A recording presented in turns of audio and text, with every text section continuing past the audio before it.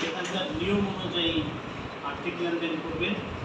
এখানে অপ্রয়োজনে বা কোনো অপরিচিত লোকের কাছ থেকে কোনো ধরনের আর্থিক অনুষ্ঠান এগুলা নেওয়াটা সঠিক হবে না, কারণ পরবর্তীতে এগুলো অডিট হবে বা সরকারি কোনো বিষয়ে যদি মতৈক্য তৈরি হয় তখন সরকারি সংস্থা হস্তক্ষেপ করবে, তখন কিন্তু আপনারা যারা দায়িত্বে আছেন তাদেরকে তখন কিন্তু জবাব দিতে পারে।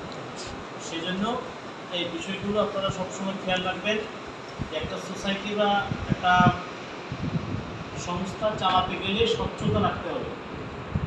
কোনোভাবেই এখানে কোনো কিছু তথ্য গোপন করে রাখা যাবে না। রাষ্ট্রের অকল্যাণ হয় বা রাষ্ট্রের বিরুদ্ধে যায় এমন কোনো কর্মকাণ্ড করা যাবে না।